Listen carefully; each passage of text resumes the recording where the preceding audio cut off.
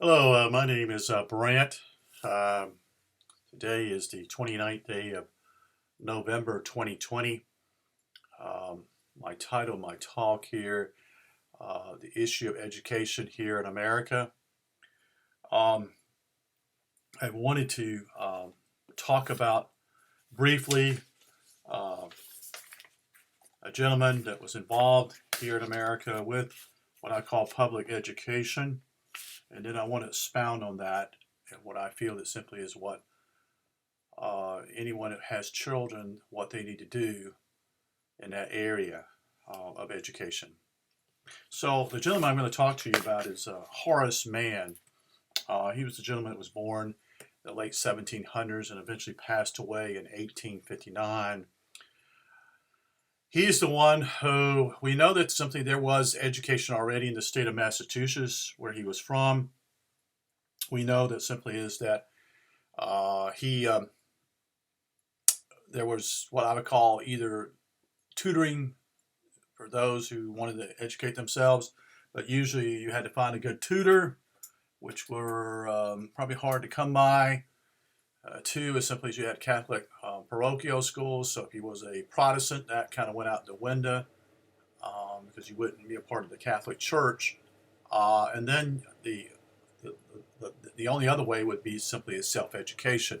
So that meant simply is that if you had some money, you would try to get books and learn how to read, which is probably the best way and cheapest way to educate yourself. So this is what transpired. But so what Horace Mann was involved with, I'll give you a little background of who he is. He grew up in a Calvinist background church that basically preached that we're all going to hell and we are evil in itself. That was the preacher who preached this. In Horace Mann, as a young man, as a young kid, and I can understand his perspective because I didn't go to a Calvinist school, not a Calvinist school, but a Calvinist church until later on in my life. But at an early age, very young, I was in an independent Baptist church that preached hell and damnation. And I can recall that simply is the preacher scared the hell out of me. In other words, I was scared, I cried. It bothered me at the age of 4 years old.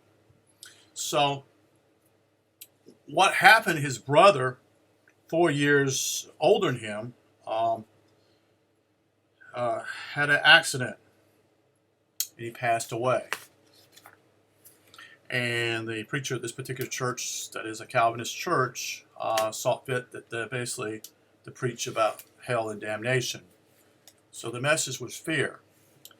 And at that point, he remembers his mother groaning in pain, hearing the message about what was taking place, as though her son had gone to hell, or simply as it just wasn't appropriate to be doing that. So, and I go to funerals. I have gone to funerals, and it seems as though preachers feel it's important to actually preach about hell at those during the death of their family member. That's what seems to be their call, to use fear again to get people scared somewhat. So, with that, Horace Mann went in a different direction, and he eventually self-taught himself, and with the help of a Unitarian pastor, helped him to move on and get a chance to go to school at 20 years old. Entered the Brown University. I think that's in Rhode Island, if I recall. And he did well, and eventually went and opened up his own law office. But I don't agree with everything that Horace Mann does. It seems that he went to the other extreme. So let me explain. He got involved in a Unitarian church. If you know anything about Unitarians, simply is they're going to be more, they have a different perspective than a Calvinist viewpoint. And so they're going to be more positive about human nature and that we are not born sinners. And they have a positive aspect. And they don't believe in the Trinity. So, man was successful in removing a pastor later on in his career. This was in 1824, I think it is. And I don't agree with this because I believe that church and state should be separate. And so I'm not in agreement with what he did. What happened was simply is that a particular church nearby was a congregational church, and they wanted to, it was time for him to be removed for office. That is, he shouldn't be. He's no longer going to be the minister of the church, and he decides he's not going to do that. And so Horace Mann is involved in this case and succeeds in actually getting him expelled from that church. That is no longer. And so this is what bothers me about lawyers in a way that simply is they have no business being in a church affair. And it seems as though with that whole thing takes place with him, he's energized to be more and more active. And so what transpires with him is that he meets some people that are actually, one is Nathaniel Hawthorne, as he married a second time after his first wife passed away after 2 years of marriage. And her name was Peabody, there were two sisters as well as I recollect here. And he married a Peabody girl, and Nathaniel Hawthorne also married a Peabody girl. So that's how they got together. Mann was active in politics. In fact, he showed very keen interest when he was at Brown University to be active in politics. And eventually he gets the opportunity to serve. He serves in the state senate in Massachusetts. And then he becomes the secretary of the board, what we call Massachusetts Board of Education, in 1837. So he's had some pretty quick moves taking place in his life. So, and so what takes place simply is that he is involved in education. And yes, there was actually a public school education going on in the state of Massachusetts before he's even involved. I didn't know that. And what transpires simply is that either there's mismanagement or the locals simply just do not see the value of simply putting a lot of money into the educational system where they're at. And so he is more in favor of pushing the agenda. So the agenda for Mann is simply this: as he's the Board of Education, he's involved. He basically believes that simply is that there's not going to be schools that are not going to be divided by the gender or the sex of the children. Both are all going to be together. He's also has a perspective that he doesn't want Christianity to be taught in schools. He wants that to be separated. I agree with that. I have no problem with that. And I understand that perspective. But you have to realize that simply is that this is a public school, and it's a state-run school. It's not a church-run school. So I give you some background of who I am and what happened to me. And I don't agree with a lot of things that Mann does.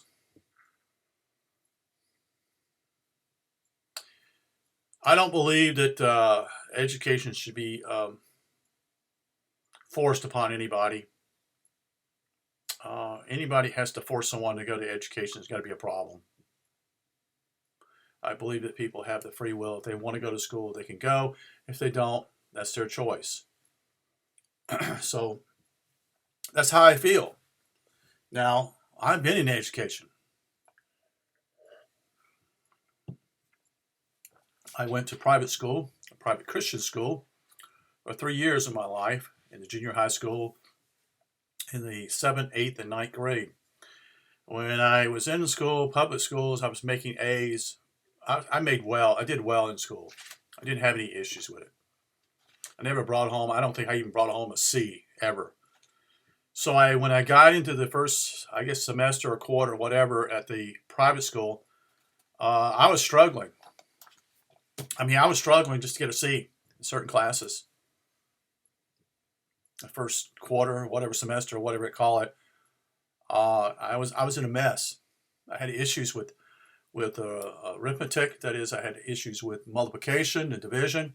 I actually had a particular teacher who would take me on a Saturday. My dad took me to his house, and I was there at his place, learning how to use the division and how to multiply certain things. So all this I'd learned before in public school, but it seemed as simply as that I'd either forgotten what I was supposed to know, or it simply is it was a very slow-paced deal. And I was in the state of North Carolina, which North Carolina is it's a pretty decent educational system even when I was there. Um, and then I moved to South Carolina and had education system. And the education system in South Carolina is far worse than the state of North Carolina. It's a big difference. What transpired simply is that I was ahead of my ahead of my class when I came here in the 10th grade, and I came to South Carolina. So I was ahead of the deal. In fact, I only had to go 2 classes in my senior year, and I gained, I think it was 4 units. That was all. Actually, you're supposed to have 18 credit hours or whatever they call it, or units they call it back then. I think I had 22. So I think I got out at 12 o'clock or 1 o'clock during the day. So that was it. So I was what I would call uncommon at that point. I was in the top 15% of the class, probably even higher than that in education. And the only thing that really hurt me was simply is that it had been nice if I would have been able to come here in the 9th grade instead of the 10th grade, because then I could have taken some foreign languages classes. And I didn't, because I didn't know anything. No one told me. There was no guidance for me at all. Anyway, took the SAT, I think, one time. Didn't do really well on it, but that wasn't the point back then when I was going to college. That was not the key. It was actually your grades that you made in school. And yes, the first semester for me in college was a tough deal. I made a D in one particular class. And it was a bigger class, much larger class. And I feel that simply is my advisor made a poor choice for me, taking a class that dealt with sociology, that I just didn't fit well in that particular class. It was over, I assume there was probably 75 students in that class. And I think that was a real struggle for me at first. Plus, I was also working part-time at that point on second shift and going to school full-time. When I mean full-time at that point was 12 hours, although I was taking 15 hours per semester. After that first semester, I settled down. I began to realize simply is that no one's going to tell me what to do. I've got to do it myself. So it's like, and I remember them saying simply, is looking to the right or left. They told us that in the freshman class. The person next with you, and the other, they're going to be gone. In other words, a third of the people would drop out of college their first semester. They would quit. And I know that. One of my best friends was in college at USC, Aiken, and he quit. And he went and got a job. There's nothing wrong with that. I have no issue with that. So anyway, I've gone to our higher education. I've actually, have a BA in political science, Bachelor of Arts, and almost basically I have a BA almost in history per se. And then I also went to seminary, and I never completed anything. I was almost to the point of getting a master's degree, but I didn't finish it. So what I want to talk to you about, some of the things that I think are very critical for those who are parents today, is that I see two roads that are what I call excellent ways for children to learn. One is a classical education, And that depends on what the parents see as the strengths of the child. Classical education simply is taking Latin, rhetoric, Greek, public speaking per se, all the classics you take, learning the language, basically Hebrew, and even doing maybe even doing Hebrew, but definitely Greek and Latin classes be also should be done. I think that should be always done. In fact, I feel that simply as that should be a required deal. Latin and Greek in a classical education environment, and you can do that now. I'm pretty sure they can almost do it now online almost because of all the issues going on. But anyway, the point simply is that's one way of trying to get an education. The other simply is unschooling. And there's another one I don't know a whole lot about, but it's Steiner schools, which is Rudolf Steiner had a particular way of education also. And I think part of it is actually similar to unschooling, but not quite as free as unschooling. So what is unschooling? Well, unschooling is kind of interesting because simply is it allows your child, and I think this is also for homeschool, home education, homeschooling, that type of thing. I think that that's what unschooling is. It's about the mom being home or either the one parent being home and allowing the child to pursue what it has its interest in. In other words, what is its interest? I also think simply is that it would be important for the child actually to go out in nature. And what I mean by that simply is not to give them the answers. Let them explore, let them dig, whatever you want to call it. See how nature works. Also with how how farm animals work. That is, how, what's it all about a cow, such and such milk, such and such, all these little things that simply we take for granted, and let them explore.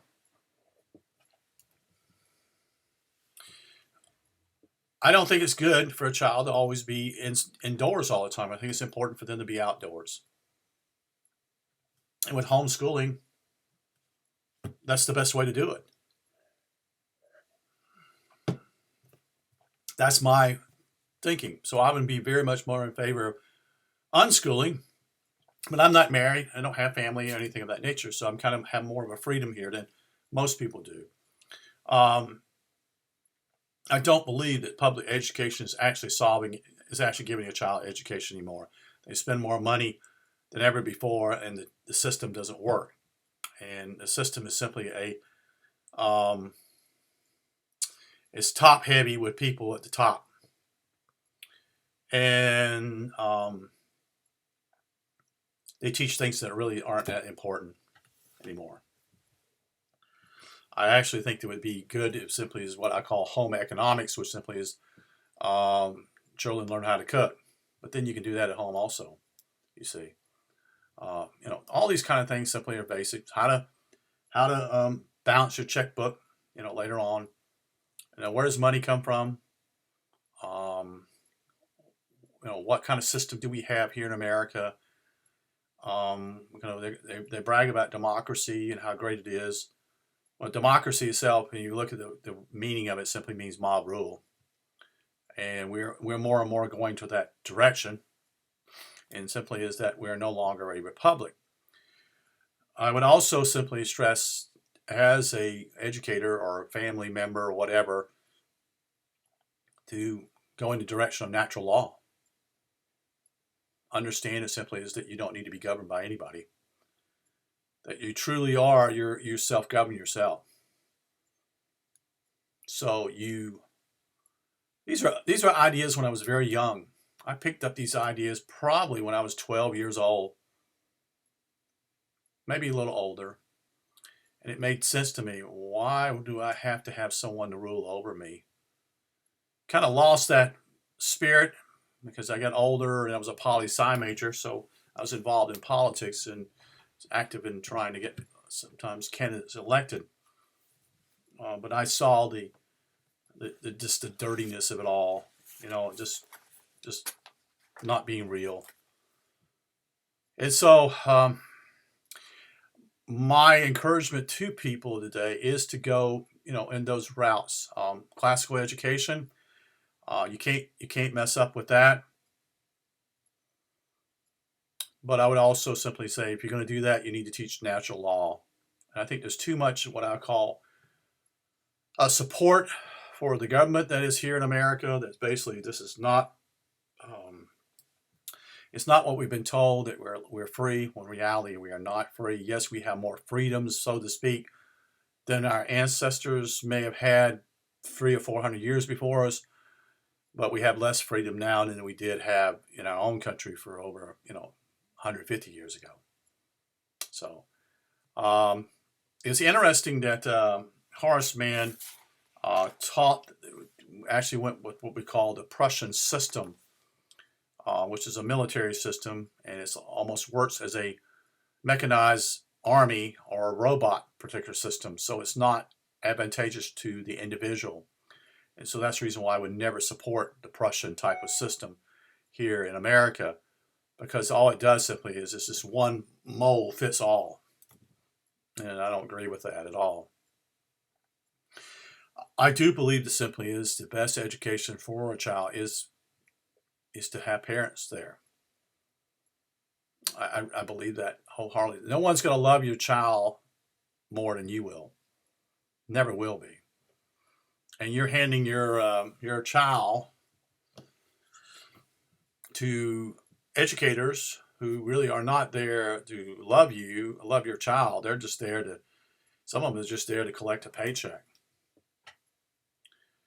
It's a system, you see, and it's built that way, and it has to fall in order for it to.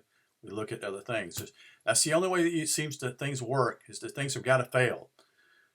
They've got to fail in order for people to realize, excuse me, we got to do it better. We got to do a better job here. And America at one time was a leader into education, and it's gotten far worse. That we're actually the bottom of what we call Western countries. That's what they say. All these tests they do, type of things too, which which I find sometimes just a joke. It's just a way of actually steering things and saying, okay, hey, this is a good job. We're doing okay here. We are increasing at 1.2% or whatever. We're improving each year. Da da da da. I also believe simply as a child is not able to do his work, such and such, he should fail. He shouldn't be pushed up, because he's proven he cannot handle the. If he's in the fifth grade, he's proven he can't go handle the fourth grade. So no sense in him, going forward, because he's going to have more problems. But that's the system. See, it's no longer looking at the individual and saying, we have to fail this guy or her in order for them to improve. To actually teach them that this is important. But I don't believe simply is that we need to have a child in the system from 8 o'clock to 3 o'clock. So you're talking about 7 hours a day in each day. So you multiply that, it's 35 hours a week. And that's when I was in school. And a lot of these students are actually there longer. And I know that I had to get up early. I don't recall what time, but we had to be to school, I thought, at 8:30. But it might be wrong. It might be 8 o'clock. And everything was based upon the bell, which I know what that's all about. It's part of basically teaching you and training you to be a good worker in the system, because they use bells or horns to change shifts, so you can get used to that type of thing. So I don't agree with Horace Mann's perspective, but that's what was pushed upon people. Most people are not aware that people got angry about all this stuff too. Many who lived in Massachusetts got really angry about forced schooling. And I know in the South at one point, it's basically the last part it actually goes with compulsory education. And compulsory education says, to me, simply says, we have to force it upon you because it doesn't work, you see. Why would it be forced upon people? And so I know that I pay taxes each year for education in my county. And I know that in my county, they've, instead of actually using older buildings, they've just tore the buildings down and built new ones. And put it on a bond so they don't have the damn money in the first place. So they're going to pay interest on that loan. And it's going to be 20, 25 years. You see. Everything looks good, type of thing. So my high school that I went to here in Aiken is no longer there. And actually, the building that was actually Aiken High School, when I was there, it was not Aiken High School, it was Aiken Junior High. It's gone too. That building's been destroyed too because it was an old building. I assume it's probably built in the 1920s or 1930s. And it was not what we call, they've all gone away, what I call simply these 3 or 4 story buildings that used to be beautiful buildings here in the South for schools.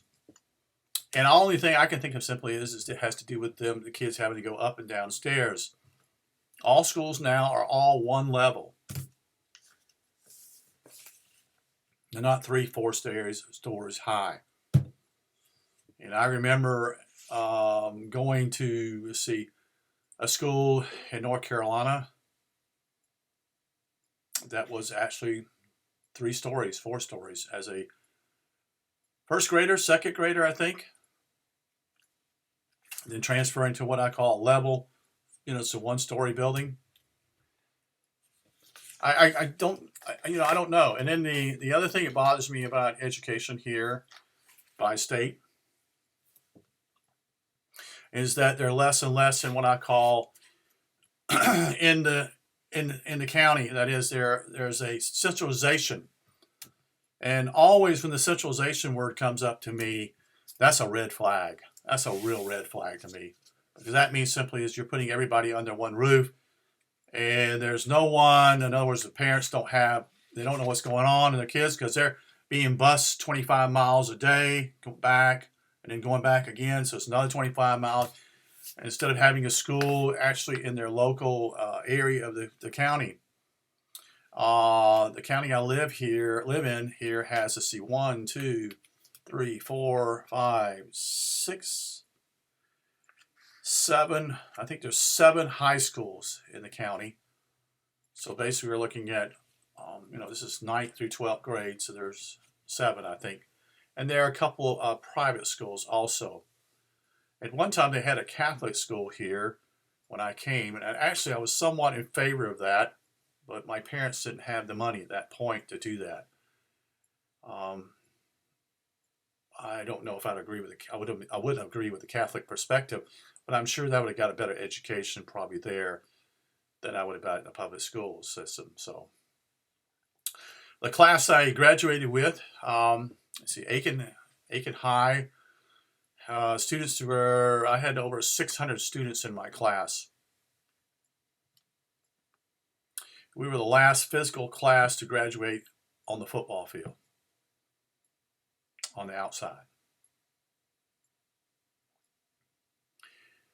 And we had to take practice in how to get there, walking to get our diploma and shaking hands. I think there were 2 practices we had to do, so we do this correctly. So, and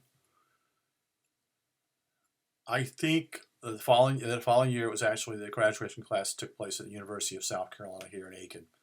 So we were the last class to graduate on the outside at the facility here in Aiken, that is the school itself. I just see some major problems with schooling. It's just a system. And I'd like to go into more about that in the future. I don't want to take all the time tonight because it's already about 30 minutes here.